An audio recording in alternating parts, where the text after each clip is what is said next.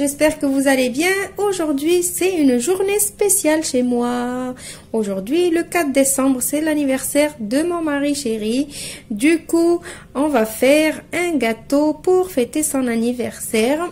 Et en même temps, ce gâteau, vous pouvez le faire vous aussi comme gâteau d'anniversaire ou même comme bûche de Noël, puisque ça va faire comme un rondin de bois. Donc, la bûche, on peut faire la bûche normale que vous connaissez tous, comme on peut faire un rondin de bois, comme ça fait une bûche aussi. Voilà, donc pour cette recette, il nous faut, on va commencer par la génoise. Donc, 4 œufs. Ici, j'ai pas mesuré avec la balance pour que tout le monde puisse faire le gâteau. Donc, 4 œufs, 5 cuillères à soupe de sucre en poudre avec un sachet de sucre vanillé, 2 cuillères à soupe de cacao en poudre, cacao non sucré, 5 cuillères à soupe de farine. On va prendre un petit quart de cuillère à café de levure chimique, 5 cuillères à soupe d'huile et on va utiliser aussi notre praliné qu'on a fait dans une vidéo précédente, la vidéo d'hier. Donc, si vous n'avez pas encore vu la vidéo du praliné noisette maison, je vous invite à cliquer sur le petit i qui va s'afficher maintenant. Donc, quand je dis cuillère à soupe, ce n'est pas des cuillères rases, ni des cuillères bombées, des cuillères normales. Je vais vous montrer. Je prends par exemple la farine, je fais juste comme ça. Voilà, donc là, elle est ni bombée, ni rase. C'est ça. Voilà, donc on va commencer par faire notre génoise. Voilà, donc dans mon saladier, je vais mettre les œufs, le sucre vanillé et les 5 cuillères à soupe de sucre. Je vais fouetter avec le fouet électrique jusqu'à ce que le mélange blanchisse.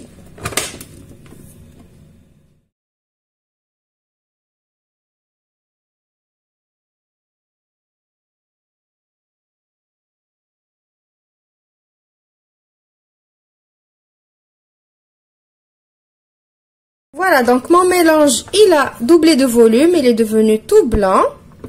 Maintenant, je vais mettre en marche mon fouet tout doucement et on va rajouter l'huile doucement, doucement par filet, comme si on était en train de monter une mayonnaise.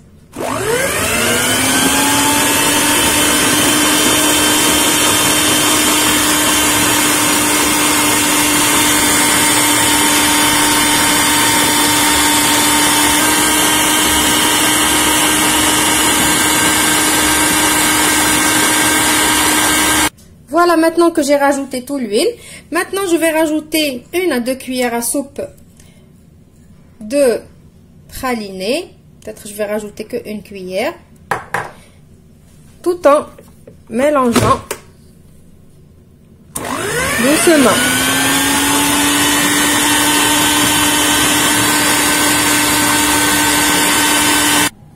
Maintenant, on va tamiser notre farine.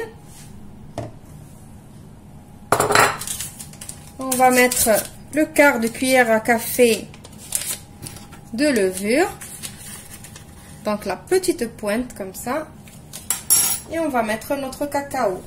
Si vous ne voulez pas faire une génoise au cacao, vous n'avez qu'à rajouter 2 cuillères à soupe de farine à la place des 2 cuillères à soupe de cacao.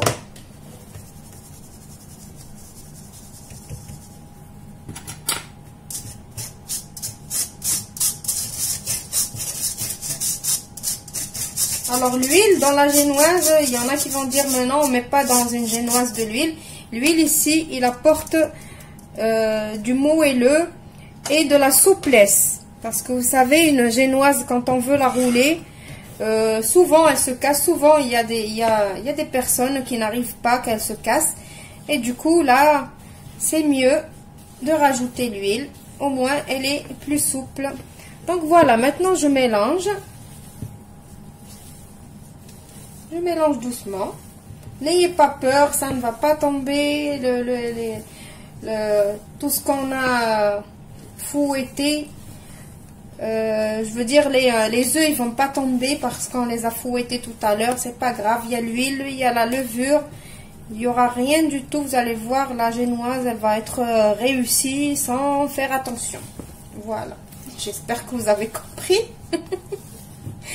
Je ne sais pas qu'est-ce qui m'arrive. Je trouve plus les mots. Voilà. Donc, je mélange. J'ai déjà préparé... Plutôt, j'ai déjà préchauffé mon four et préparé ma plaque de cuisson avec un papier cuisson. Voilà, donc là, je sais qu'il n'y a plus de farine. Donc voilà, petit clin d'œil à Isabelle Doza qui m'avait dit sur la vidéo du praliné, qu'elle ne voyait pas l'utilité, elle ne voyait pas comment je pouvais utiliser le praliné. Donc déjà là, voilà, j'ai déjà mis une cuillère ici dans la pâte. Donc ça va nous donner le goût de noisette, du praliné dans la pâte. Ça, c'est la première utilisation. Voilà, donc maintenant, je vais mettre ma pâte ici. N'oubliez pas ma petite astuce pour le papier cuisson. Juste mouiller votre plaque et poser le papier cuisson dessus. Après, il ne bougera plus. Voilà, donc je disais que le praliné, voilà, il y aura beaucoup d'utilisation. La première et principale utilisation, vous pouvez l'utiliser comme pâte à tartiner. Vous avez vu, il ressemble à une pâte à tartiner, il a le goût d'une pâte à tartiner. Donc, vous pouvez l'utiliser dans les crêpes, pour tartiner des tartines, sur des gaufres, dans du chocolat, plein de trucs. On le met dans les gâteaux, on le met... Voilà, donc maintenant je vais mettre ma pâte bien comme il faut. Et je vais la mettre à four préchauffé à 180 degrés pendant une dizaine de minutes. 9 à 10 minutes, pas plus. N'oubliez pas de tapoter la plaque comme ça pour égaliser la surface de la génoise. Et maintenant, je vais la mettre. Maintenant, en attendant que notre génoise est en train de cuire pendant les 10 minutes, on va préparer une chantilly au praliné. Donc, pour la chantilly, il vous faut une brique de crème liquide, 2 cuillères à soupe de praliné, 2 cuillères à soupe de sucre, et ça c'est facultatif, c'est le fixateur de chantilly fixe. Voilà, un sachet. Voilà, donc dans mon saladier, je vais mettre ma brique de crème liquide. Donc ma brique, je l'ai mis au préalable au congélateur. Donc moi, pour ne rien perdre, je l'ouvre comme ça. Et je sors tout avec la cuillère. Donc elle est bien fraîche, hein, n'oubliez pas, pour réussir une chantilly, il faut que la crème soit bien fraîche. Et moi, petite astuce, c'est que je la mets au congélateur et je la laisse presque congeler un petit peu. Voilà. Voilà, donc entre-temps, ma génoise, elle est cuite. J'ai pas eu le temps de monter ma chantilly. Donc, ma génoise, elle est cuite. Vous voyez, quand vous la touchez, il faut qu'elle soit vraiment bien. Elle a même pas pris, elle a pas pris 10 minutes. Elle a pris 7-8 minutes. Vous savez, vous connaissez la cuisson de l'omelette baveuse. Ben, la génoise, elle doit être pareille. Elle doit rester baveuse, on va dire, un petit peu... vraiment bien moelleuse comme ça là, je sais pas comment vous expliquer. Il faut pas qu'elle soit trop cuite pour qu'elle sèche pas, et il faut pas qu'elle soit pas cuite non plus. Voilà, donc maintenant je vais la retourner pour enlever le papier cuisson. Donc voilà, regardez, j'ai mis un papier cuisson et là je vais la retourner directement comme ça. Elle se tient, n'ayez pas peur quand vous allez la retourner, elle s'est tenue. Donc là, je vais enlever doucement le papier cuisson. Voilà, donc ma crème fraîche, ma crème liquide, je l'ai remis au frais en attendant de faire ça. Vous voyez, quand vous êtes à la bourre comme ça, il faut anticiper les choses.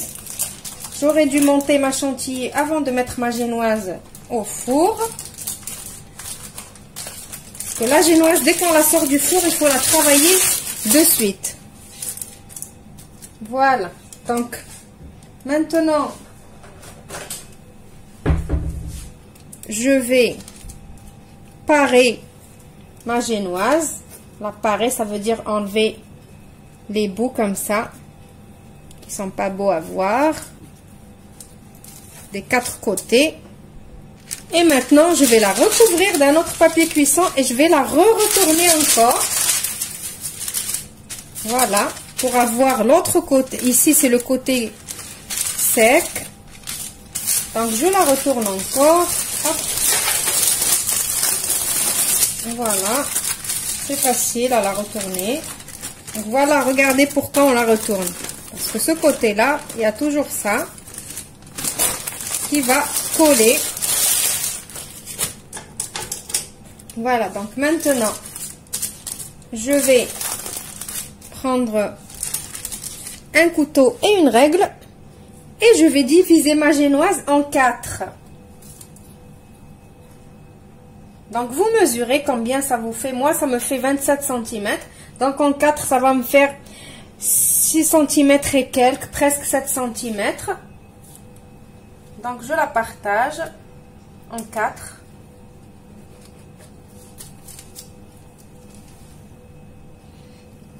Donc, comme si vous partagez, comme si vous coupez un morceau de quelque chose, comme ça, comme un morceau de papier, juste pour que ça soit vraiment bien régulier, comme ça. Voilà, maintenant que je l'ai coupé en 4, je vais la couvrir et la laisser de côté et on va monter notre chantilly. Donc, pour la chantilly, c'est facile, je vais commencer à fouetter en rajoutant le sucre doucement, doucement. Après, quand ma chantilly elle commence à monter, je vais rajouter ma chantilly fixe et après on rajoutera le praliné.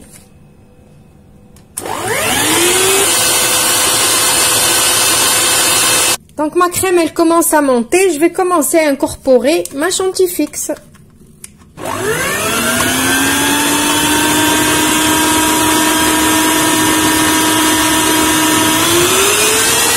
Maintenant que ma chantilly est presque montée, j'ai dit vraiment presque, ça veut dire il lui manque 1 minute pour qu'elle monte vraiment en chantilly. Je m'arrête, j'arrête mon fouet et je rajoute mon praliné, 2 cuillères à soupe. Donc pourquoi j'arrête avant qu'elle soit bien montée la crème? Parce que en rajoutant le praliné, je dois encore fouetter.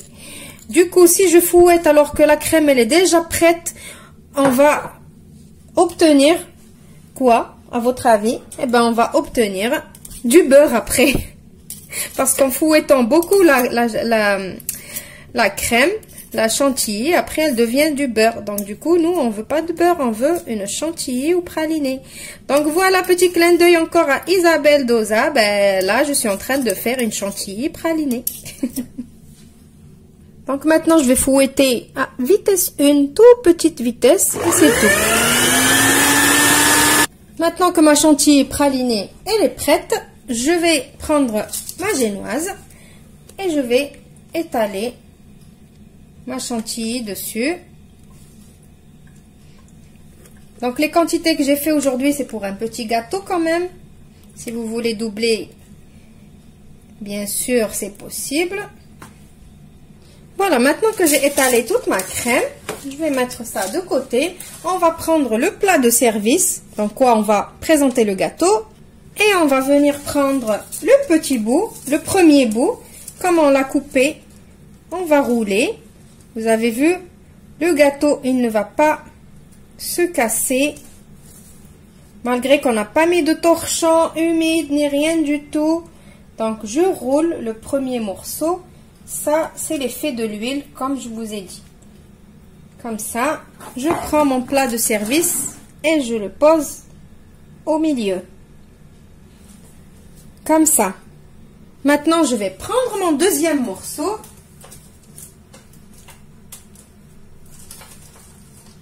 Donc, le deuxième morceau, je le prends comme ça dans les mains et je viens le positionner comme ça.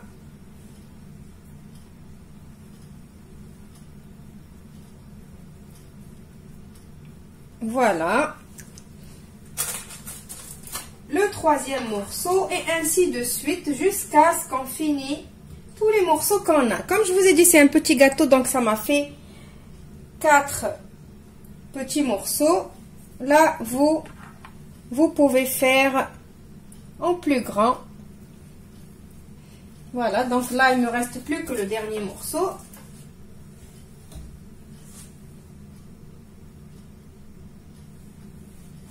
Et à chaque fois, je commence à rouler du côté où on a fini l'autre morceau. Donc voilà, je vous ai dit, ça va être un petit gâteau. Maintenant, je vais le mettre un petit peu au congélateur et on va préparer une ganache.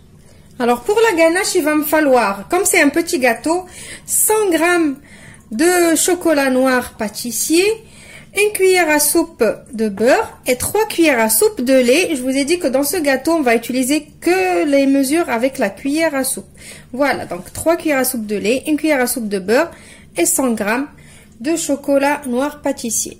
Je vais prendre une casserole, je vais mettre mes 100 g de chocolat avec mes 3 cuillères à soupe de lait et je vais les mettre sur feu doux pour les faire fondre.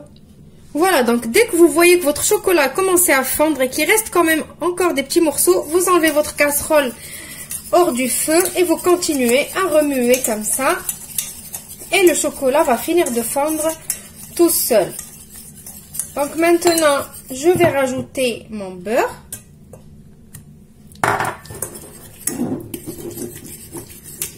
Et je vais le laisser fondre. Maintenant, on va ajouter notre ingrédient magique encore, du praliné. Donc, je vais mettre 1 à 2 cuillères à café. Donc, j'ai mis 2 cuillères. Donc, désolée, cette vidéo va être un petit peu longue. J'espère que vous n'allez pas vous ennuyer. Mais comme j'aime beaucoup vous montrer tous les détails et vous expliquer tout bien comme il faut, je n'arrive pas à tout couper. Donc, voilà. Donc, je mélange. Et là, je vais avoir une ganache chocolat noir praliné. Et voilà, Madame Isabelle Doza, on a utilisé 3 fois dans cette recette le praliné. Donc voilà, je mélange. Et maintenant, on va passer pour mettre notre ganache sur notre gâteau. Donc, vous avez vu la consistance de la ganache? Voilà, elle est ni trop liquide, ni trop épaisse. Voilà, donc j'ai sorti mon gâteau du congélateur. Je l'ai sorti du congélateur. Vous voyez pourquoi je vous ai dit que vous pouvez l'utiliser comme bûche de Noël. Regardez, ça ne vous rappelle pas un rondin de bois, comme ça, juste dans le décor et tout. Donc maintenant, je vais mettre ma ganache. On va étaler cette ganache tranquillement.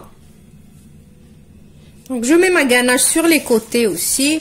Donc, j'hésite pas d'utiliser un couteau, ce que j'ai sous la main. C'est pas obligé d'avoir vraiment le matériel professionnel. C'est, regardez, je fais avec mon couteau.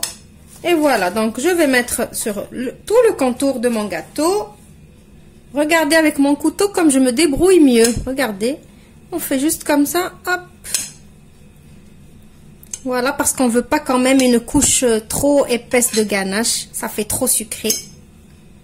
Voilà, donc je vais la mettre au frais encore pour que la ganache, elle tienne bien, elle adhère bien. Et après, on va la décorer en forme de tronc d'arbre. Voilà, donc mon gâteau, il s'est reposé un petit peu au frais. Ma ganache, elle a bien prise.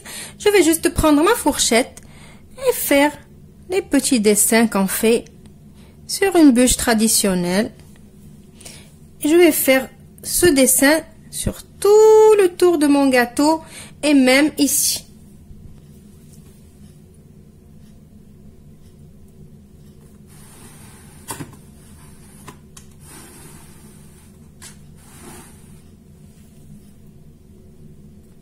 Et voilà, mon gâteau, il est prêt.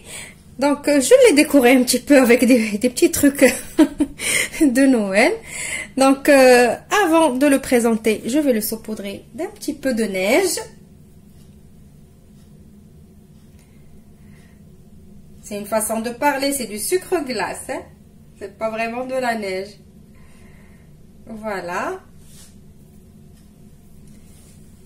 J'espère que le gâteau vous a plu.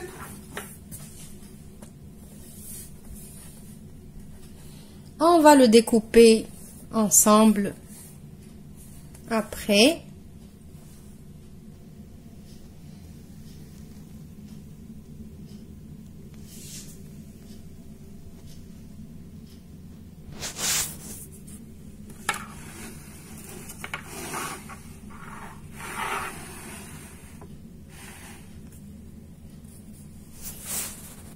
Voilà, donc c'est l'heure de couper ce gâteau. Donc mon mari, il a vu, il était trop content. Donc maintenant, on a le droit de le couper. Malgré que c'est moi qui va le couper. Normalement, c'est à lui de le couper, mais c'est pas grave. C'est pour vous. Donc, je coupe. Vous voyez comme il est moelleux. Couper une petite part quand même pour le laisser lui couper une autre petite part. Donc, ce qui est rigolo, c'est que vous allez voir la part comment elle est.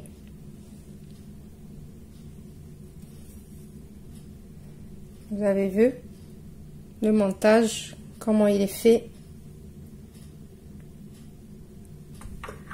Ça fait un petit peu plus joli, on va dire. C'est pas classique, mais c'est plus joli, je trouve. Donc, voilà le gâteau de l'intérieur. Ça fait stylé, comme elle dit ma fille. Ça fait plus stylé qu'une bûche roulée comme ça normalement.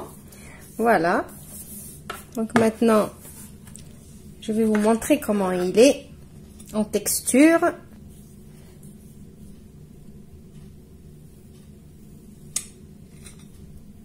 Vous avez vu, pas trop de crème pour que ça soit pas écœurant. Pas trop de ganache non plus pour que ça soit pas écœurant. Une génoise bien moelleuse. Et le tour est joué. Et il est facile. Il m'a pas coûté trop cher. Voilà. Donc j'espère que la recette d'aujourd'hui vous a plu. Que vous allez l'essayer. Désolée pour cette vidéo qui est assez longue à mon goût. Donc j'espère que vous êtes pas ennuyés. Voilà, je vous retrouve demain dans une autre recette. Au revoir et merci.